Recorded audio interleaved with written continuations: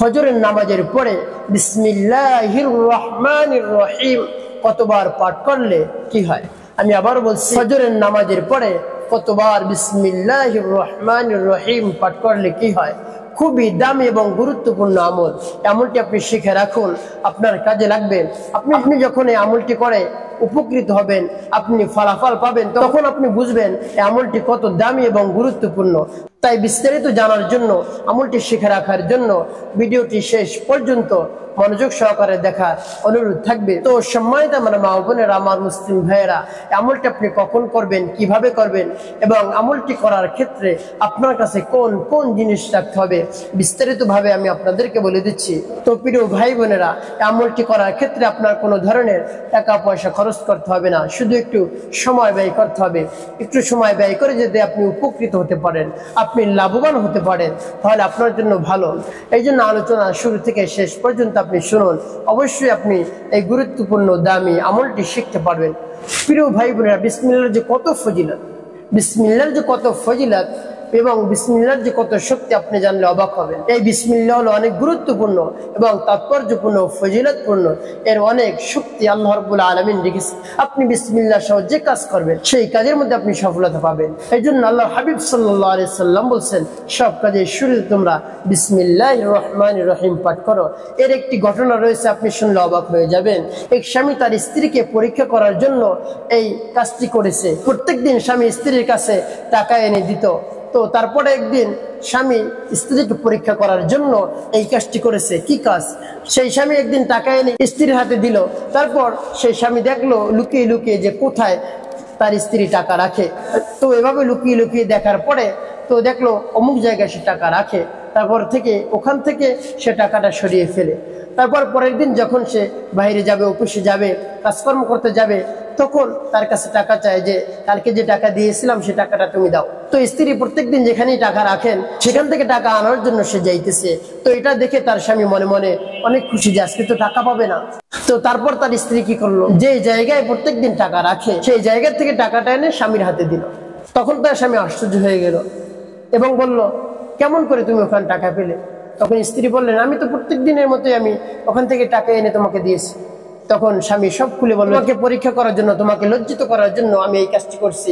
ওখান থেকে টাকাটা আমি সরিয়ে ফেলছি, তারপরে তুমি টাকাটা ওখান থেকে কেমন করে আনলে? তো তার স্ত্রী অনেক দিনদার ছিল। তো প্রত্যেকদিন যখন টাকা রাখতেন বিসমিল্লাহির রহমানির রহিম বলে ওখানে টাকা রাখতেন। আবার যখন তার স্বামী টাকা চাইতো তখন বিসমিল্লাহির রহমানির রহিম বলে সেখান থেকে টাকা এনে স্বামীর হাতে দিত। তো প্রত্যেক দিনের মতো একই কাজ তার স্ত্রী বিসমিল্লাহ বলে ওখানে টাকা রাখছেন এবং যখন আনছেন তখনও বিসমিল্লাহ বলে এনে দিয়েছেন। তো দেখুন আল্লাহ রাব্বুল আলামিন এই বিসমিল্লাহর মধ্যে কত শক্তি রেখেছেন। প্রত্যেক কাজের শুরুতে আপনি বিসমিল্লাহির রহমানির রহিম পাঠ করবেন। বিসমিল্লাহর অনেক ফজিলত রয়েছে, অনেক গুরুত্ব রয়েছে। এই জন্য প্রত্যেক কাজের শুরুতে আপনি বিসমিল্লাহির রহমানির রহিম পাঠ করবেন। তো প্রিয় ভাই বোনেরা, যে আমলটি আমি আপনাদেরকে শেখাবো সে আমলটি হলো ফজরের নামাজের পরে বিসমিল্লাহির রহমানির রহিম কতবার পাঠ করলে কি হয়। খুবই গুরুত্বপূর্ণ দামি আমলটি। আপনি আমলটি শিখে রাখুন, আপনার অবশ্যই কাজে লাগবে। তো এই আমলটি আপনি কখন করবেন? ফজরের নামাজ জামাতের সাথে আদায় করে নামাজের মুসাল্লায় বসে আপনি আমলটি করবেন। তো এই আমলটি করার ক্ষেত্রে আপনাকে পবিত্রতা অর্জন করতে হবে, পবিত্র স্থানে আপনাকে বসতে হবে। তারপরে আপনি নির্জন একটি জায়গায় বসবেন যেন আপনাকে কেউ ডাকাডাকি না করে। তারপরে আমলের শুরু থেকে শেষ পর্যন্ত কারোর সাথে আপনি কথা বলবেন না। আপনাকে যদি কেউ ডাকাডাকি করে আপনি কোনো ধরনের উত্তর দিবেন না। আপনি আপনার আমলের দিকে মনোনিবেশ হবেন, মনোযোগী হবেন। সব ধরনের দুনিয়াবি ধ্যান খেয়াল আপনি দূর করে দিবেন।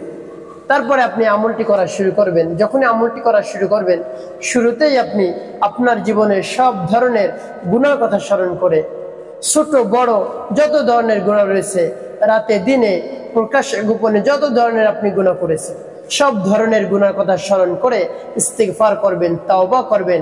গুনাহ মাফের উদ্দেশ্যে মহান রব্বুল আলামিনের কাছে বলবেন, আস্তাগফিরুল্লাহ রাব্বি মিন কুল্লি যামবি ওয়া আতুবু ইলাইহি লা হাওলা ওয়া লা কুওয়াতা ইল্লা বিল্লাহিল আলিয়্যিল আযীম। এভাবে আপনি ইস্তিগফার পাঠ করবেন। এই ইস্তিগফারটি যদি আপনার পড়তে কষ্ট হয়ে যায়, আপনি মুখস্থ করতে পারছেন না, ছোট্ট ইস্তিগফারটি আপনি পাঠ করুন, আস্তাগফিরুল্লাহ আস্তাগফিরুল্লাহ আস্তাগফিরুল্লাহ। যখন ইস্তিগফার পাঠ করবেন মহান রব্বুল আলামিনের কাছে মনে মনে বলবেন, হে আল্লাহ আমাকে মাফ করে দিন, সব ধরনের গুনাহ আপনি মাফ করে দিন। এভাবে ইস্তিগফার পাঠ করার পর 3 বার নবীজি সাল্লাল্লাহু আলাইহি ওয়াসাল্লামের সাথে মুহাব্বত নিয়ে, ভালোবাসা নিয়ে দুরূদ ইব্রাহিম পাঠ করবেন। আল্লাহুম্মা সাল্লি আলা মুহাম্মাদিন ওয়া আলা আলি মুহাম্মাদ কামা সাল্লাইতা আলা ইব্রাহিম ওয়া আলা আলি ইব্রাহিম إنك حميد مجيد اللهم بارك على محمد وعلى آل محمد كما باركت على إبراهيم وعلى آل إبراهيم إنك حميد مجيد। তো এইভাবে ইস্তিগফার এবং দুরূদ শরীফ পাঠ করা যখন আপনার হয়ে যাবে, তারপরে আপনি আমার দেখানোর নিয়ম অনুযায়ী বিসমিল্লাহির রহমানির রহিম পাঠ করবেন। যেমন বিসমিল্লাহির রহমানির রহিম।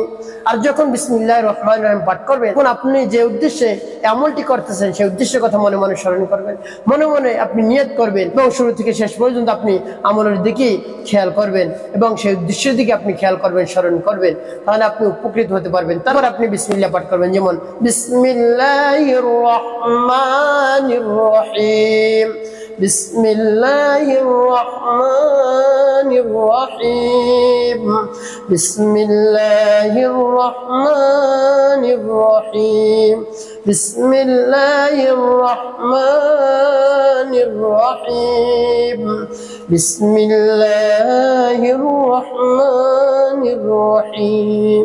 এভাবে আপনি কতবার বিসমিল্লাহির রহমানির রহিম পাঠ করবেন? 41 বার আপনি বিসমিল্লাহির রহমানির রহিম পাঠ করবেন।